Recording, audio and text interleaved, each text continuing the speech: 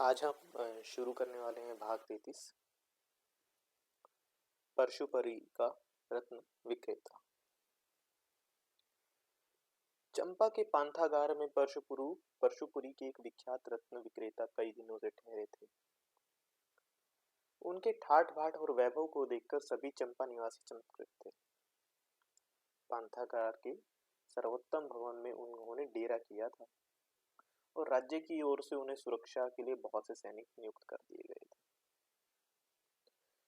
रत्न विक्रेता के पास सैनिकों की एक अच्छी खासी सेना थी। रत्न विक्रेता को अभी तक किसी ने नहीं देखा था। लोग उनके संबंध में भांति भांति के अनुमान लगा रहे थे। इसका कारण यह था कि उनके सेवकों में अदना से आला तक सभी शाहखर्च थे। वे कारशापण का सौदा खरीदते और स्वर्ण दम देकर फिरती लेना भूल जाते। ऐसा प्रतीत होता था कि वे स्वर्ण को मिट्टी समझते हैं। परंतु सबसे अधिक चर्चा की वस्तु रत्न विक्रेता की पुत्री थी, जो प्रतिदिन प्रातः और संध्या काल में अश्व पर सवार 2 दासियों और शरीर रक्षकों के साथ नित्य नियमित रीति में से वायु सेवन करने को आ जाती और मार्ग में स्वर्ण रत्न दरिद्र नागरिकों को हंसते हुए लुटाती थी। इसके अनोखे अद्भुत रूप, असाधारण और अश्व संचालन की और अविरल दान से इन 4-5 ही दिनों में परशुपुरी के रत्न विक्रेता के वैभव और उसके व्यक्तित्व के संबंध में भांति भांति की झूठी सच्ची चर्चा नगर में फैल गई थी। अभी 2 दिन पूर्व उनसे मिलने नगर के महाश्रेष्ठी धनिक आए थे और रत्न विक्रेता तथा उनकी पुत्री को उन्होंने कल निमंत्रण दिया था। आज स्वयं चंपा के अधीश्वर परम परमेश्वर महाभट्टारक श्री दधिवाहन देव पांथागार में पधारे थे। इसी से पांथागार के द्वार मंडप और लताओं से सजाए गए थे। भीतर बाहर बहुत सी दीपावलियां सजाई गई थी। सैकड़ों मनुष्य काम में जुटे थे। राजमार्ग पर अश्वारोही सैनिक प्रबंध कर रहे थे। रात्रि का प्रथम पहर बीतने पर चंपाधिपति ने पांथागार में राजकुमारी चंद्रभद्रा के साथ प्रवेश किया। परशुपुरी के उस रत्न विक्रेता ने द्वार पर आकर महाराज और राजकुमारी का स्वागत किया और सादर एक उच्चासन पर बैठाकर अपनी पुत्री से महाराज का आर्द्य पात्र से सत्कार कराया। रत्न विक्रेता के विनय और उससे अधिक उसकी पुत्री के रूप लावण्य को देखकर महाराज दधिवाहन मुक्त हो गए। कुमारी चंद्रपा ने हाथ पकड़कर हंसते हुए रत्न विक्रेता की पुत्री को अपने निकट बिठा लिया। महाराज ने कहा, चंपा में आपका स्वागत है श्रेष्ठी। हमें आपको देखकर प्रसन्नता हुई। मैंने सुना आप बहुमूल्य रत्न लाए हैं। राजकुमारी उन्हें देखना चाहती है। रत्न विक्रेता ने अत्यधिक झुककर महाराज का अभिवादन किया। फिर एक दास को रत्न मंजूषा लाने का संकेत किया। दास कौशय मंडित पट्ट पर मंजूषा रख गया।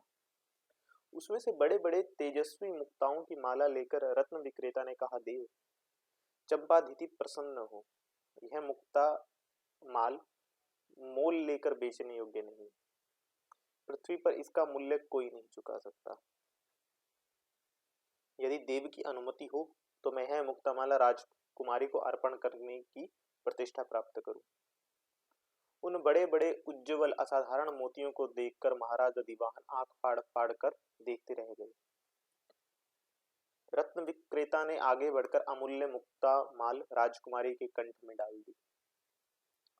राजकुमारी ने आनंद से विह्वल होकर दोनों हाथों में वह माला थाम ली। इसके बाद रत्न विक्रेता ने कहा, यदि आपकी अनुमति हो तो बिक्री योग्य कुछ रत्न सेवा में लाऊं। कदाचित कोई राजकुमारी को पसंद आ जाए। उसने संकेत किया और दास ने बड़ी बड़ी रत्न मंजूषाएं कौशय पट पर रख दी। उनमें एक से एक बढ़कर रत्नाभार पड़े पड़े थे। राजकुमारी ने कुछ आभरणों की छांट लिया, किंतु महाराज दधिवाहन उन सब असाधारण रत्नों से अधिक रत्न विक्रेता के कन्या रत्न की ओर आकर्षित हो रहे थे, जो रह रहकर बंकिम कटास से उन्हें पागल बना रही थी। चंपाधिपति ने बहुत से रत्नाभरण खरीदे। अंत में उन्होंने उठते हुए कहा, हम आपसे बहुत प्रसन्न हैं। इस समय मागध सेना ने चंपा को घेर रखा है। इससे आपको और आपकी सुकुमारी कन्या को असुविधा हुई होगी। मेरी पुत्री का देव को इतना ध्यान है, इसके लिए अनुग्रहित हुआ। यह बिना मात्रा की पुत्री है। महाराज, राजकुमारी ने इसे सखी की भांति अपनाकर जो प्रतिष्ठित किया है, उससे इसे अत्यंत आनंद हुआ है। राजकुमारी चाहती है आप जब तक यहाँ हैं आपकी पुत्री राजमहल में उनके सानिध्य में रहे। आपको इसमें कुछ आपत्ति है? महाराज ने छिपी दृष्टि से रत्न विक्रेता की पुत्री को देखकर कहा, जो मंद मुस्कान से राजा के वचन का स्वागत कर रही थी। रत्न विक्रेता ने कहा, यह तो उसका परम सौभाग्य है। राजकुमारी उसे अपने साथ ले जा सकती है। यहाँ प्रदेश में देव यह अकेलापन बहुत न अनुभव करती है। राजकुमारी ने हंसकर रत्न विक्रेता की कन्या का हाथ पकड़कर कहा, चलो सखी, हम लोग बहुत आनंद से रहेंगे। उसने विनय से मस्तक झुकाया। प्रधान दास ने उत्तरी वासक उसके कंधों पर डालते हुए अवसर पाकर धीरे से उसके कान में कहा, बैशाखी की रात को 4 दंड रात्रि व्यतीत होने पर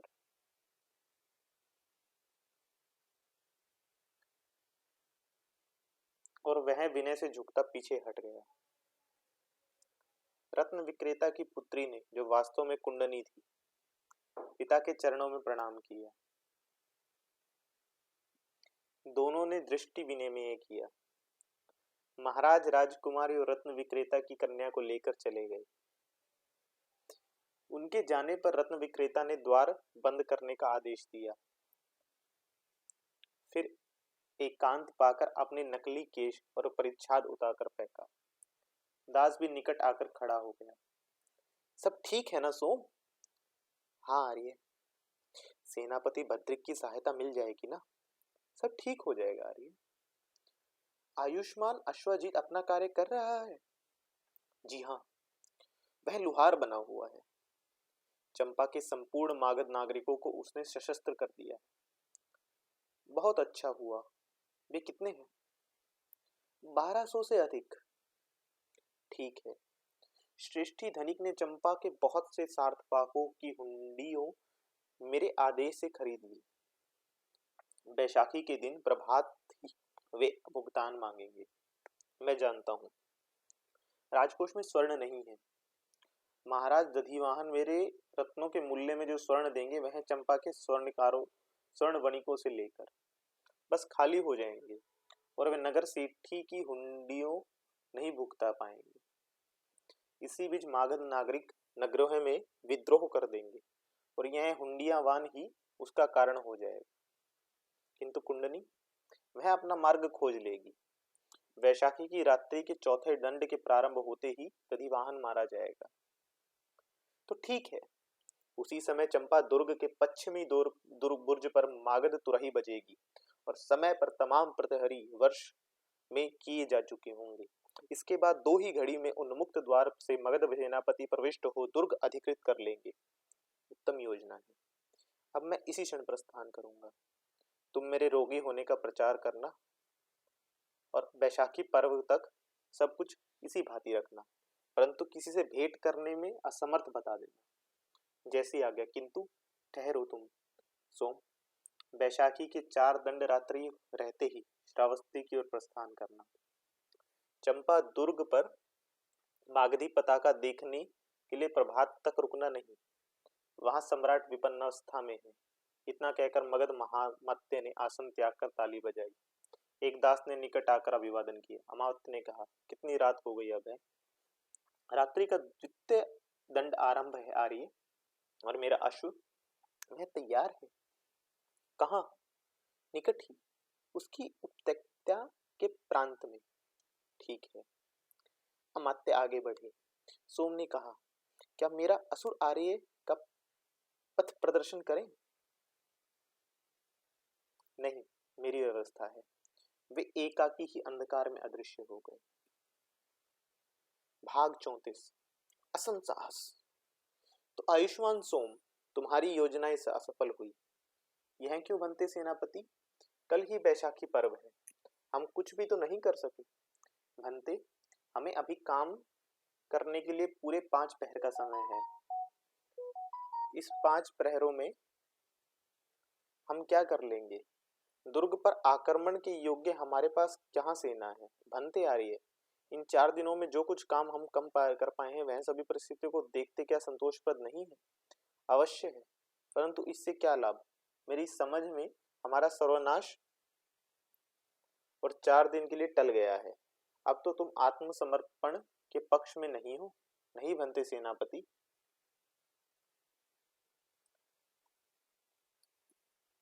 नहीं बनते सेनापति। कल सूर्योदय से पूर्व हम दुर्ग अधिकृत कर लेंगे। क्या तुम्हें किसी दैवी सहायता की आवश्यकता है? नहीं बनते सेनापति, मैं अपने पुरुषार्थ पर निर्भर हूँ। तो तुम्हें अब भी आशा है? आशा नहीं बनते सेनापति, मुझे विश्वास है। परंतु आयुष्मान, तुम करना क्या चाहते हो? वह कल सूर्योदय होते ही आप देख लीजिएगा। सोम, तुम कोई असम साहस तो नहीं कर रहे? मैं तुम्हें किसी घातक योजना की अनुमति नहीं दूंगा। हमारे कार्य अतिशय गुरुतर है सेनापति, और मेरी योजना भी वैसी ही गंभीर है। परंतु आप तनिक भी चिंता ना कीजिए, आप केवल परिणाम देखिए। कल सूर्योदय से पूर्व ही दुर्ग पर मागधी झंडा फहरते देखेंगे आप। लेकिन कैसे आयुष्मान? भंते सेनापति, कृपा कर अभी आप मुझसे कुछ ना पूछें। हाँ, आज की रात्रि का संकेत शब्द क्या है? कृपया आप यह बता दीजिए। असम साहस ही सही। बहुत ठीक, अब आप विश्राम कीजिए। अभी एक दंड रात गई है, मुझे बहुत समय है। मैं तनिक अपने आदमियों को ठीक ठाक कर लूं। तुम्हारा कल्याण हो आयुष्मान। और कुछ? कृपया याद रखिए कि रात्रि के चौथे दंड में जो ही चंपा दुर्ग के दक्षिण द्वार पर मागध तुरही बजे, आप ससन्य दुर्ग में प्रविष्ट होकर दुर्ग को अधिकृत कर ले। दुर्ग द्वार आपको उन्मुक्त मिलेगा। सोम ने अवनत होकर सेनापति भद्रक को अभिवादन किया और तेजी के साथ पट मंडप से बाहर हो गए। सेनापति आश्चर्यचकित उसे खड़े देखते रहे। बाहर आते ही रात्रि के अंधकार में एक वृक्ष की आड़ लेकर निकलकर अश्वजीत उसके निकट आया। उसने आते ही सोम के कान के पास मुंह लाकर कहा, सब ठीक है मित्र। वह मांझी अपनी नाव सहित वह चंदन के कछार में छिपा हुआ है, उस पर विश्वास तो किया जा सकता है? पूरा मित्र। मित्र, स्मरण रखना, मागध का भाग्य अब उसी माझी के हाथ में है पूरे विश्वास के योग्य है मित्र। तब चलो उसके पास। दोनों व्यक्ति धीरे धीरे निशब्द पत्थर के छोटे छोटे ढोकों को पार करते हुए उसी सघन अंधकार में चंदन नदी के उस कछार पर पहुंचे, वहां पर जहां मछुआ अपनी नाव के एक वृक्ष से बांधे चुपचाप बैठा था। नदी के हिलोरों से नाव उथल पुथल हो रही थी। अश्वजीत ने संकेत किया। संकेत पाते ही मांझी कूदकर उसके निकट आ गया। निकट आकर उसने दोनों का अभिवादन किया। सोम ने आगे बढ़कर उसे अंधकार में ले उसके सिर से पैर तक देखा और पूछा, तुम्हारा नाम क्या है मित्र? भनते आ रही है, मैं सोमक मांझी हूँ। तो मित्र सोमक, तुम्हें मालूम है कि आज की रात तुम्हें एक जोखिम से भरा काम करना होगा, जिसमें तनिक भी असफल हुए तो तुम्हारी बड़ी हानि हो सकती है। हमें दक्षिण पूर्व तक जाना होगा, वहां नाव को टिकाए रखना होगा। जानते हो, यह जान जोखिम का काम है। भनते आ रही है, हम लोग तो तुच्छ मछलियों के लिए नित्य जान जोखिम ही में डालते हैं। आप तनिक भी आशंका ना करें। आश्वस्त हुआ मित्र। तो कभी उपयुक्त समय होगा। 4 दंड रात्रि व्यतीत होने पर मित्र, जब चंदना में ज्वार आएगा। नहीं मित्र, 3 दंड रात्रि व्यतीत होने पर। इसमें तनिक भय है सेनापति, किंतु कोई हानि नहीं, ऐसा ही होगा। यह तुम्हारा परिश्रामिक है मित्र। सोम ने स्वर्ण से भरी एक छोटी सी थैली उसके हाथों में दबा दी और फिर धीरे से कहा, हाँ, तुम्हारी नाव में 20 आदमी बैठ सकते हैं, बहुत आराम से बनते सेनापति। तब ठीक है, सावधानी से यही प्रतीक्षा करना मित्र, आप निश्चिंत रहें। बनते आ रही है। सोम ने वहां से हटकर अश्वजीत से कुछ परामर्श किया और अश्वजीत तेजी से किंतु निशब्द एक ओर चला गया। फिर सोम ने भी लंबे लंबे डंग भरते हुए एक और तेजी से निकल पड़ा।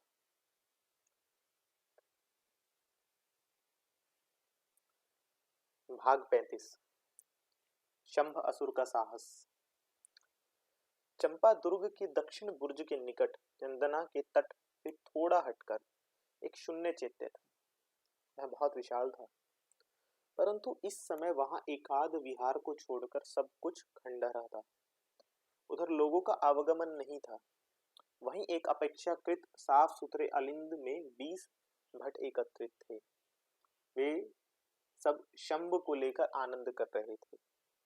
जो तरुण असुर सोम ने उस असुर पुरी से प्राण दान कर पकड़ा था, उसका नाम उन्होंने रखा था शंभ। अपने इस नए नाम से मैं बहुत प्रसन्न था। मागध तरुण उसे अच्छी अच्छी मदिरा पिलाते और अनेक प्रकार के मांस और मिष्टान्न खिलाते। इससे वह उनसे बहुत हिल मिल गया था। उसने जो असुरपुरी में कुंडनी को नृत्य करते और मृत्यु चुंबन करते देखा था, इस समय वह उसी की नकल कर रहा था। वह बार बार अपनी स्वर्ण करधनी छूकर, हाथ मटकाकर, कभी कभी भांड में से मद्य ढालकर भटों को पिलाने का अभिनय करता और कभी कभी कुंडनी की ही भांति चुंबन निवेदन करता। सब लोग उसे घेर कर उसके नृत्य का आनंद ले रहे थे। वह बार बार अपना नवीन नाम शंभ शंभ उच्चारण करता हुआ आसुरी भाषा का कोई बढ़िया सा प्रणय गीत गाता हुआ सब भट्टों को चुंबन निवेदन कर रहा था। और मागध भट्ट उसके मोटे मोटे काले काले होठों को स्पर्श से बचने के लिए उसे पास आने पर उसे धकेल कर हंस रहे थे। वाद्य के अभाव में एक भट्ट पत्थर का सहारा लेटा अपना पेट ही बजा रहा था और सब लोग ही करके हंस रहे थे।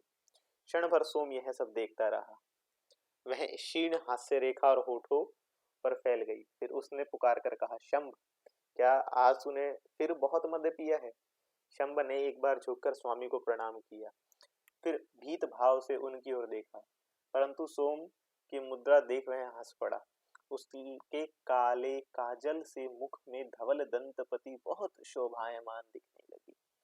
उसने कहा, नहीं स्वामी, नहीं। सोम ने उस पर दृष्टि हटाकर बीसों भट्ट पर मार्मिक दृष्टि डाली और दृढ़ स्थिर से कहा, मित्रों, आज हमें मृत्यु से खेलना है। कौन कौन तैयार है? प्रत्येक, भंते सेनापति। परंतु मित्रों, हमारे आज के कार्य का प्रभाव मगध के भाग्य परिवर्तन का कारण होगा। हम प्राणों का उत्सर्ग करेंगे भंते। आश्वस्त हुआ मित्रों। अभी एक दंड रात्रि व्यतीत हुई है। हम 3 दंड रात्रि रहते प्रयाण करेंगे। अभी हमारे पास 4 घटी का समय है। आप तब तक एक नींद सो लें। सब लोग चुपचाप सो गए। अब सोम ने शंभ की ओर देखकर कहा, शंभ, तुझे एक कठिन काम करना होगा। शंभ ने प्रसन्न मुद्रा में स्वर्ण करधनी पर हाथ रखा। स्वर्ण ने एक पतली लंबी रस्सी को शंभ को पीछे आने का संकेत दिया और वह दक्षिण बुर्ज की ओर चला। बुर्ज के निकट जाकर कहा, शंभ, तू जल में कितनी देर बैठ सकता है? शंभ ने संकेत से बताया कि वह काफी देर जल में बैठ सकता है। सोम ने वस्त्र उतार डाले और शंभ के साथ जल में प्रवेश किया। इस समय चंदना में ज्वार आ रहा था। बड़ी बड़ी लहरें उठकर चट्टानों से टकरा रही थी। दोनों ने दृढ़तापूर्वक रस्सी पकड़ रखी थी। ये ठीक बुर्जे के नीचे किसी चट्टान पर स्थित होना चाहते थे, पर पानी की लहरें उन्हें दूर फेंक देती थी। अंत में वे वहां पहुंचने में सफल हुए। सोम एक चट्टान को दृढ़ता से पकड़कर और दांतों में रस्सी दबाकर बोले, शंभ, रस्सी के दूसरा छोर लेकर पानी में गोता मार, देख तो कितना जल है। शंभ ने कमर पे रस्सी बांधा, पैर ऊपर कर गोता लगाया। रस्सी पानी में घुसती ही चली गई। सोम की भुजाओं पर पूरा जोर पड़ रहा था। चट्टान छूटी पड़ रही थी। दांत भी रस्सी का बोझ नहीं संभाल पा रहे थे। एक एक क्षण कष्ट और असहाय भार बढ़ रहा था।